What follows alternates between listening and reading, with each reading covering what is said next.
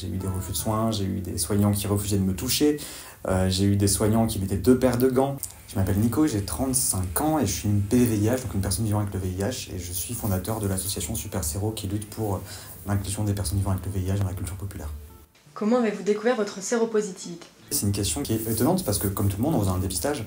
Et je pense que pourquoi est-ce que les gens posent souvent cette question, c'est pour éviter d'avoir à faire le dépistage en pensant qu'il y a des symptômes qui sont spécifiques. Manque de bol, l'infection au VIH, elle est souvent asymptomatique et elle peut l'être pendant plus de 8 ans. Il faut savoir qu'une personne sur 3 apprend sa séropositivité en phase sida.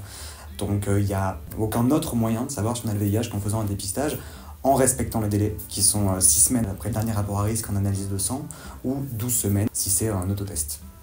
Ça veut dire quoi aujourd'hui vivre avec le VIH ? Ça veut surtout dire, je pense, un peu survivre. Parce que vivre avec le VIH d'un point de vue médical, il n'y a plus aucun problème. On vit très bien quand c'est dépisté à temps et que c'est traité. Le problème, c'est vraiment le regard, la morale et le jugement qu'il y a autour, les discriminations qu'on appelle la sérophobie. Il y a toute la question autour du coming out, à qui en parler, à qui faire confiance. Ce genre d'informations, encore aujourd'hui, ça se répète, ça se déforme et ça se diffuse très rapidement. Et d'un rencard où on dit à notre crush qu'on a le VIH pendant une conversation, ça peut très vite devenir il a le sida, il le transmet à tout le monde.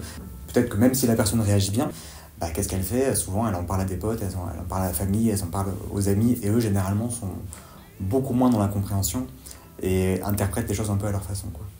Avez-vous rencontré des obstacles dans l'accès aux soins ?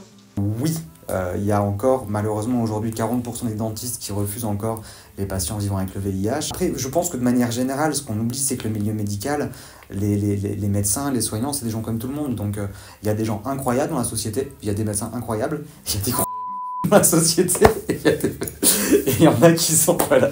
Donc c'est difficile, c'est-à-dire que toutes les discriminations qu'on peut retrouver dans la société, on va les retrouver dans le cadre du soin. Et bien heureusement qu'il y a des soignants qui sont capables d'exprimer ces discriminations et de nous aider à lutter contre pour nous permettre en fait d'accéder aux soins. Mais oui, moi j'ai vécu 3 ans de maltraitance médicale, j'ai eu des refus de soins, j'ai eu des soignants qui refusaient de me toucher, j'ai eu des soignants qui mettaient 2 paires de gants, et c'est ça qui est affligeant, c'est qu'on voit aujourd'hui qu'on a des soignants qui ne sont même pas formés dans leur protocole ou qui sont restés sur des protocoles des années 80-90.